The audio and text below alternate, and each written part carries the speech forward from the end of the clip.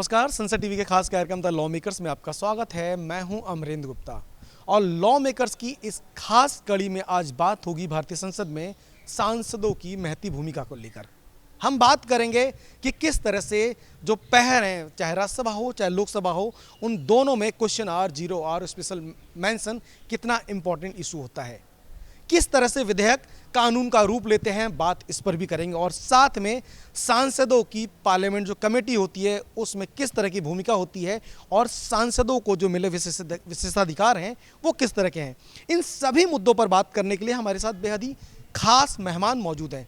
हमारे साथ भारतीय जनता पार्टी की प्रवक्ता और लोकसभा सांसद अपराजिता सारंगी जी मौजूद हैं। काफ़ी वरिष्ठ सांसद हैं, प्रवक्ता भी हैं भारतीय जनता पार्टी की और साथ में आईपीयू की सदस्य भी हैं। हम सीधे इन मसलों पर बात करते हैं और समझते हैं कि कितना इम्पॉर्टेंट है लॉ मेकर्स का कानून के रूप में प्रतिपादन कराने। मैम, पहले तो आपका बहुत बहुत स्वागत है आपका संसद टीवी। बहुत धन्यवाद। मैम, जैसा कि कार्यक्रम का नाम है the law makers, law makers मतलब भारतीय संसद में एक सांसद जब आता है तो कानून बनाने में उसकी अहम भूमिका होती है और उसके कई सारे पहलू हो सकते हैं। सबसे पहला प्रश्न कि किस तरह से देखते हैं एक सांसद के कार्य को भारतीय संसद में? मैं कहूँगी कि सांसद का पद संवैधानिक पद है और सांसद से दो अपेक्षाएं की जाती हैं। सही लोक नीति का प्रणयन हो और दूसरी बात, लोगों के साथ रहकर लोगों की सेवा हो। तो मुझे लगता है कि जितने भी कार्य कोई भी सांसद करते हैं, इन दो शब्दों की परिधि के अंदर करते हैं। सबसे बड़ी बात है कि ऐसी नीतियों का प्रणयन हो, ऐसी नीति बने जिसे हम स्कीम फॉर्मुलेशन कहते हैं अंग्रेज़ी में। ऐसी नीति हो जिनका सकारात्मक प्रभाव भारत देश के लोगों पर पड़े और भारत देश के लोग लाभान्वित हों। अगर उन नीतियों का सही कार्यान्वयन हुआ तो भारत देश के लोग लाभान्वित हों। और इसलिए ज़रूरी है कि ज़मीन से जुड़ी हुई नीतियाँ हों, सही तरीके से बनी हुई नीतियाँ हों और दूरदर्शिता दर्शाने वाली नीतियाँ हों। तो उसमें जो सांसद की भूमिका, जैसा कि हम सब जानते हैं कि यह देश की सबसे बड़ी पंचायत है और मैं कहूँगी कि इस पंचायत में हमें नीतियों को समर्थन देना पड़ता है या नीतियों का विरोध करना पड़ता है। तो मैं भारतीय जनता पार्टी की सांसद हूँ, मैं सरकार की तरफ से हूँ। तो सरकार जब नीतियाँ लाती हैं तो मुझे बहुत ढंग से उसे समझना पड़ता है और ऐसा नहीं है कि मैं अपना विरोध प्रदर्शन अपने तरीके से न करूं। मैं करती हूं, मैंने सुझाव भी दिए हैं, इसके लिए स्टैंडिंग कमेटी भी है, उसमें भी हम सुझाव देते हैं। तो ये तो हुई संसद की बात। तो मुझे लगता है कि ये तो बहुत अहम सवाल आपने किया और बड़ी अहम भूमिका किसी भी सांसद की है, लोक नीति का सही प्रणयन। बड़ी भूमिका है किसी भी सांसद की लोक नीति को आगे बढ़ाने के लिए। और आप लोकसभा से चुनकर आती हैं और लोकसभा अध्यक्ष ओम बिरला जी का एक बड़ा फोकस रहता है संसद में गतिरोध कम हो और संसद सुचारू रूप से कार्य करे और खासकर क्वेश्चन आवर को लेके, प्रश्नकाल को लेके वो काफ़ी संजीदा रहते हैं। उनका मानना है कि प्रश्नकाल चले। एक सांसद के तौर पे आप कैसे देखती हैं, कितना इम्पोर्टेंट पहर है प्रश्नकाल? देखिए, दो एस्पेक्ट बहुत ही महत्वपूर्ण है, मैं कहूँगी। पहला है प्रश्नकाल। प्रश्नकाल में हम स्टार्ट और अनस्टार्ट क्वेश्चंस हमारे लगते हैं और हम लगातार उसे देते रहते हैं। ऑनलाइन सिस्टम हो गया है, किसी भी तरह की फेवरेटिज्म नहीं होती है, पक्षपात की नीति का अवलंबन नहीं होता है और ऑनलाइन सिस्टम में जिसका प्रश्न आया, जो स्टार्ट हुआ या अनस्टार्ट हुआ, वो निश्चित तौर पर पूछा जाता है। और उसका भी एक तरीका है, जब हम स्टार्ट क्वेश्चन पूछते हैं तो हमें संसद में, लोकसभा में खड़े होकर पूछना पड़ता है और जो भी संपृक्त मंत्री हैं वो उसका संतोषजनक जवाब देते हैं और उसके बाद वो जो हमारे सांसद बंधु हैं उन्हें दो प्रश्न करने का भी हक है, अधिकार है। तो ये तो रहा स्टार्ट और अनस्टार्ट क्वेश्चंस की बात। और एक मैं कहूँ कि एक बहुत ही अच्छा पक्ष मैं देखती हूँ 17वीं लोकसभा में, जैसा कि मेरे सहकर्मियों ने कहा कि पहले ऐसा नहीं था और अभी है। 17वीं लोकसभा में ये जो जीरो आवर है, ज़ीरो आर को बहुत ज़्यादा गुरुत्व दिया जाता है और ज़ीरो आर में अगर हमारे 30 लोग लिस्टेड हैं या 20 लोग लिस्टेड हैं तो उसके अलावा भी अगर समय मिलता है तो जो भी सांसद पूछना चाहते हैं अपने राज्य अपने संसदीय क्षेत्र से संबंधित प्रश्न तो उन्हें अनुमति मिलती है। मैंने तो बहुत सारे प्रश्न ज़ीरो आर में किए हैं। और तीसरा मैं कह दूं बहुत ही इंपॉर्टेंट है, that's a special mention, rule 377 के अंतर्गत भी हम प्रश्न पूछ सकते हैं जिसका कि लिखित आकार में मंत्रालय से जवाब मिलता है। हम कानून बनाने में एक सांसद की बहुत अहम भूमिका है, प्रश्नकाल, जीरो आर और स्पेशल मेंशन की हम बात कर चुके हैं। अब हम बात करेंगे मैम पार्लियामेंट कमेटी की। इसको एक मिनी पार्लियामेंट के तौर पे कहा जाता है और कहा यह भी जाता है कि साल भर कमेटी काम करती है और जो कानून बनते हैं, अगर कानून किसी भी विधेयक को रिकमेंड किया गया कमेटी के पास तो वो अपनी रिकमेंडेशन देती है और उसके बाद टेबल होने का तो कानून की शक्ल लेती है। कितना इंपॉर्टेंट है पार्लियामेंट कमेटी, पहला। और दूसरा, आप किन पार्लियामेंट कमेटी में हैं, उन कमेटियों में आपके दिए गए सुझाव कितने अहम रहे कानून के बनने के बाद? बहुत ही अच्छा प्रश्न है। देखिए, मैं 3 कमेटियों में हूँ। एक हाउसिंग एंड अर्बन डेवलपमेंट, जो अब हाउसिंग एंड अर्बन अफेयर्स हो गया है, उस मंत्रालय की कमेटी में हूँ। और दूसरा मैं कह दूं कि जॉइंट कमेटी ऑन एथिक्स और joint committee on officers of profit, इन तीनों कमेटियों में हूँ। मैं चेष्टा करती हूँ कि कमेटी की जितनी भी मीटिंग्स होती है उसमें मैं उपस्थित रहूँ।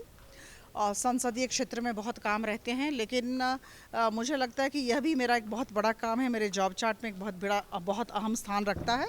तो मैं हर एक समिति की मीटिंग में आना चाहती हूँ। जैसा कि आपने सही कहा, यह एक मिनी पार्लियामेंट है, मिनी लोकसभा अगर मैं कहूँ तो अत्युक्ति नहीं होगी। और इसमें हम जो भी मंत्रालय है, मंत्रालय की तरफ से जितने भी बातें कही जाती हैं, रखी जाती है, हम उससे संबंधित प्रश्न पूछ सकते हैं और हम पूछते हैं।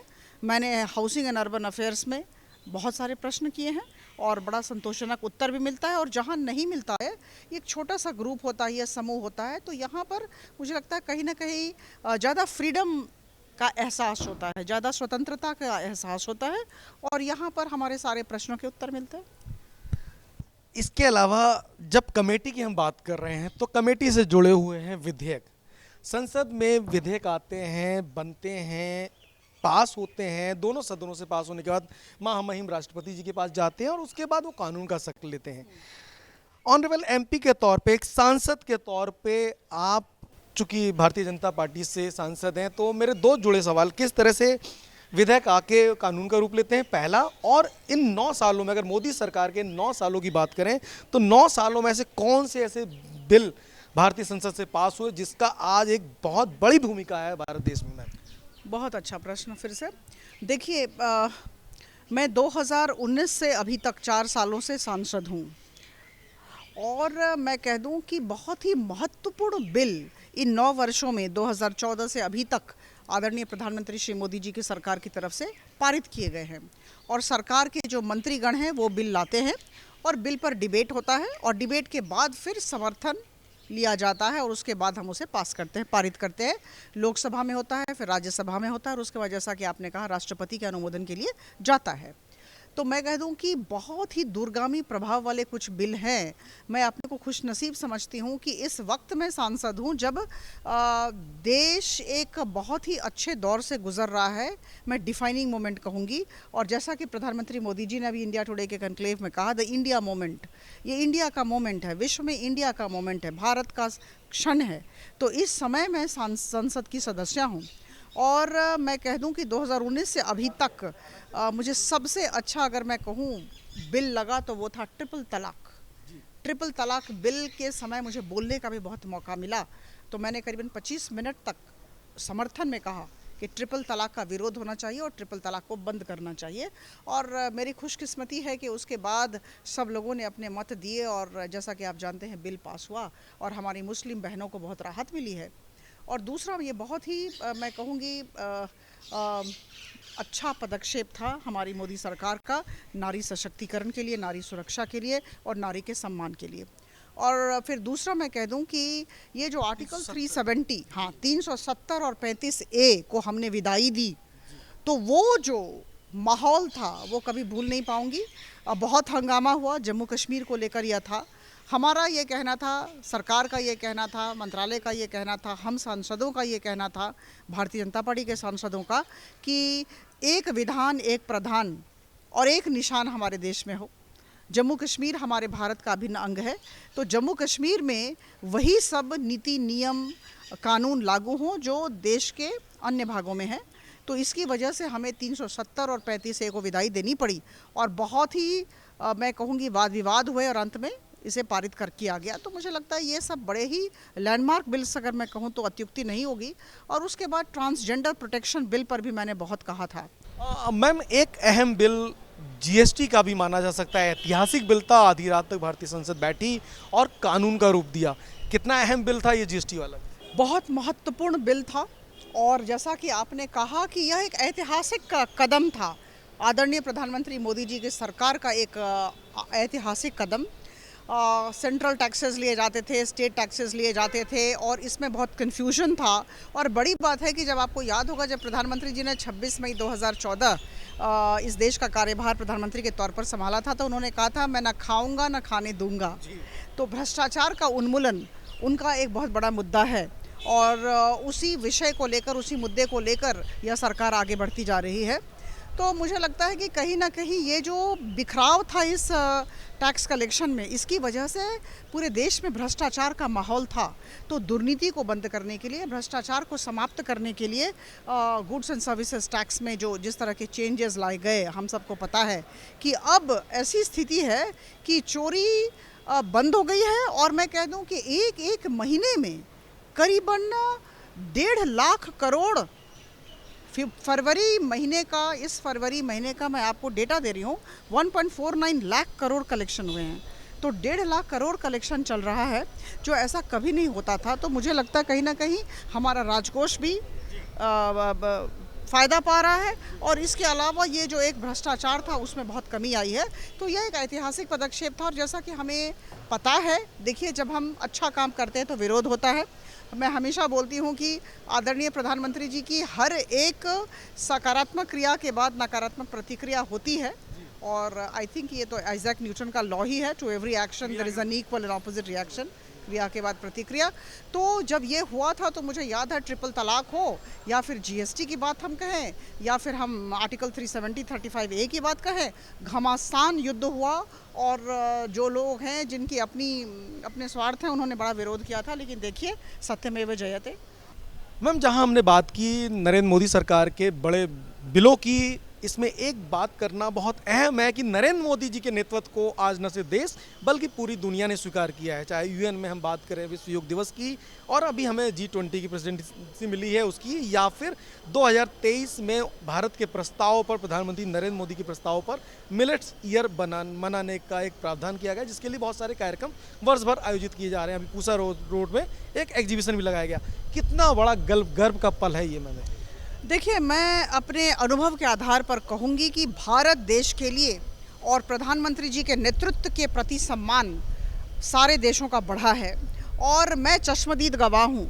मैं इंटर पार्लियामेंट्री यूनियन, जिसमें 178 देश हैं, मेंबर्स हैं, उसकी एग्जीक्यूटिव बॉडी में हूँ और भारत का प्रतिनिधित्व करती हूँ। तो अभी कुछ दिन पहले बहरीन में हमारी एग्जीक्यूटिव बॉडी की मीटिंग हुई थी, इंटर पार्लियामेंट्री यूनियन की एग्जीक्यूटिव बॉडी की। और जब मैं वहाँ गई तो मैंने देखा कि भारत के प्रतिनिधि होने के नाते जो भी बातें भारत की तरफ से हम कह रहे थे उस पर बड़ा ध्यान दिया जा रहा था, हमें बड़ा गुरुत्व मिल रहा था। और कहीं ना कहीं यह गुरुत्व इसलिए मिल रहा था कि हम विश्व में, हमने भारत का एक बहुत ही महत्वपूर्ण स्थान बनाया है इन 9 वर्षों में। और आदरणीय प्रधानमंत्री मोदी जी ने कहीं ना कहीं राजनीति और राजनीतिज्ञों की परिभाषा को भी परिवर्तित करने का काम किया है। और मैं कह दूं कि बड़े ही सम्मान के साथ प्रधानमंत्री जी का नाम विश्व पटल पर या विश्व के फोरम पर लिया जाता है और उनकी बातों को, उनके दृष्टिकोण को गुरुत्व दिया जाता है। देखिए, हमारे पास उदाहरण है, जैसा कि आपने अभी कहा, इंटरनेशनल डे ऑफ योगा, अंतर्राष्ट्रीय योग दिवस 21 जून। और ऐसा है कि यूएन ने इसे घोषित किया और देश के कोने कोने में, विदेशों में ये चलता रहता है। दूसरा मैं कह दूं, और उसके अलावा मैं कहूं, अभी श्री अन्न दिवस की, श्री अन्न वर्ष की बात हो रही है, इसे भी अंतर्जातीय राष्ट्रीय संघ ने ही घोषित किया है।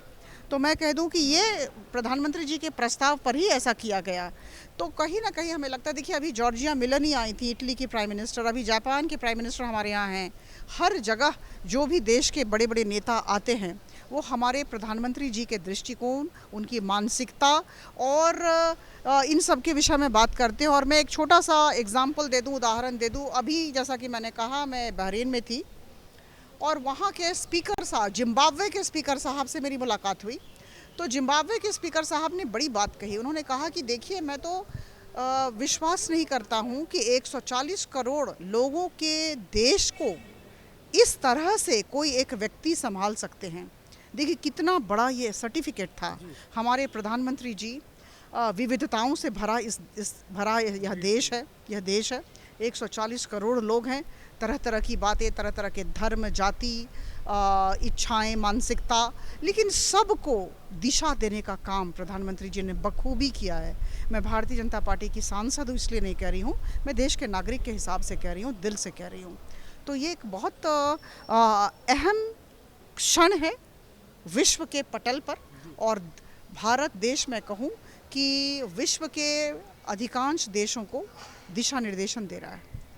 मैम, अब एक अहम बात करेंगे लॉ मेकर के तौर पे, जिस तरह से आप लोग काम करते हैं, और चूंकि आप लोकसभा से चुन के आती हैं उड़ीसा से, कौन से ऐसे बड़े मुद्दे जो आपने अपने संसदीय क्षेत्र के लिए किए, वो चाहे 0 आवर्स में, क्वेश्चन आवर में, या आपकी कौन सी जनता की ऐसी अपेक्षा जो लैंडमार्क साबित हुआ आपके क्षेत्र के लिए? देखिए, दो बातें होती हैं। पहले तो कि जितने भी मुद्दे होते हैं विकास के मुद्दे, देखिए हमें पता है कि हम विकास के एजेंडा को लेकर ही लोगों के पास जाते हैं। यही हमारे प्रधानमंत्री जी ने हमें सिखाया है।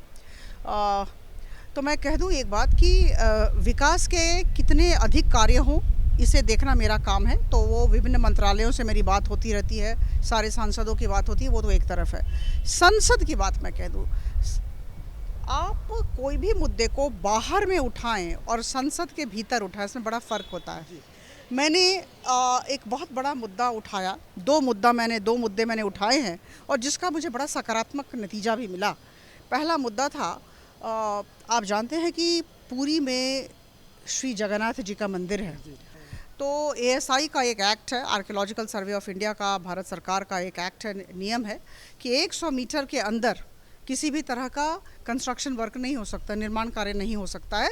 लेकिन उड़ीसा की सरकार, बीजू जनता दल की सरकार, वहाँ निर्माण कार्य कर रही थी जो आइन का, जो नियम का उल्लंघन कर रहा था, एक्ट का उल्लंघन कर रहा था।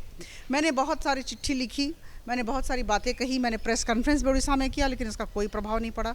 लेकिन उसी बात को मैंने लोकसभा में एक दिन उठाया और मैं आपको बताऊं कि उसके बाद ऐसा नतीजा हुआ कि वो काम बंद हो गया और वहाँ उड़ीसा राज्य में बड़ा हंगामा हुआ इस बात को लेकर।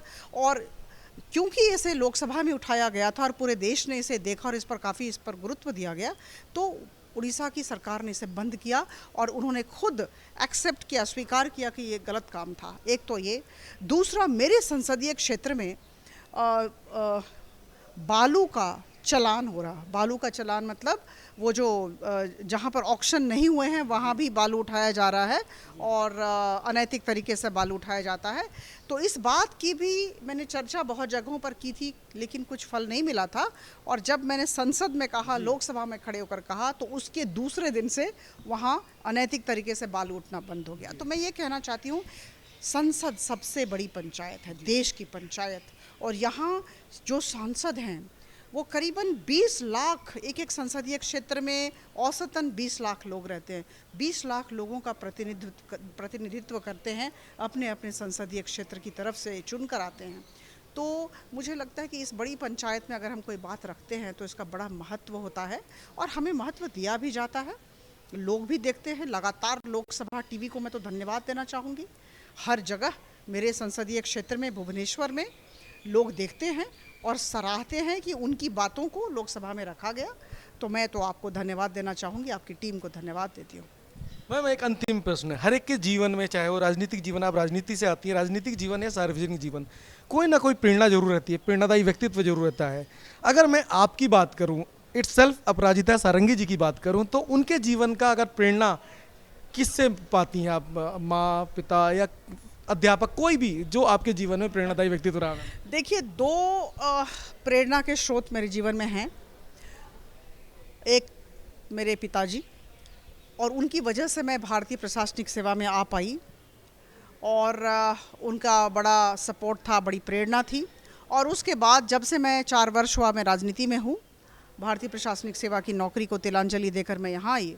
और मैं कह दूँ कि यहाँ मैं आई हूँ, इस पार्टी में आई हूँ और इस सांसद बनी हूँ क्योंकि हमारे प्रेरणा स्रोत आदरणीय प्रधानमंत्री श्री नरेंद्र मोदी जी हैं। तो मेरे जीवन में मेरे पिता और आदरणीय प्रधानमंत्री श्री नरेंद्र मोदी, ये 2 प्रेरणा के स्रोत रहे। थैंक यू मैम, आपने बहुत ही गंभीर तरीके से और बहुत ही मजबूती के साथ न सिर्फ हमें ये बताया कि संसद में सांसदों का क्या रोल होता है, बल्कि सांसदों की कितनी महती एक भूमिका होती है विधेयक को बनाने से लेकर विधेयक को पास करने में। साथ में संसद में संवाद ही संसद को चलाने का एक तरीका है जिससे जो जनता की अपेक्षा है वो भी पूरी की जा सके। बहुत बहुत धन्यवाद एक बार फिर से आपका, अपने समय हमें दिया मैम। Thank you. तो ये थी भारतीय जनता पार्टी की वरिष्ठ सांसद अपराजिता सारंगी, जिनका साफ तौर पर कहना है कि संसद में संवाद होगा तभी मुद्दों का हल निकलेगा। और एज एन लॉ मेकर उन्होंने एक बहुत बड़ी बात कही कि पार्लियामेंट कमेटी में जिस तरह से सांसद का एक रोल रहता है विधेयक को बनाने से लेके और विधेयक को पारित कराने तक, और उसमें जो सांसद की रिकमेंडेशन होती है एक बहुत अहम होती है। और उन्होंने साथ में कहा प्रश्न आर और क्वेश्चन आर और 0 आर एक अहम पहर होता है भारतीय संसद में। तो हम ये उम्मीद करते हैं कि लॉ मेकर की इस कड़ी में हम आपको ये बताने का प्रयास कर रहे हैं कि भारतीय संसद किस तरह से कार्य करती है और सांसदों की क्या भूमिका होती है। तो आज के इस खास कार्यक्रम में इतना ही। अगली बार किसी और माननीय सांसद के साथ आपके बीच में होंगे। तब तक के लिए मुझे मेरी पूरी टीम के साथ दीजिए इजाजत। नमस्कार।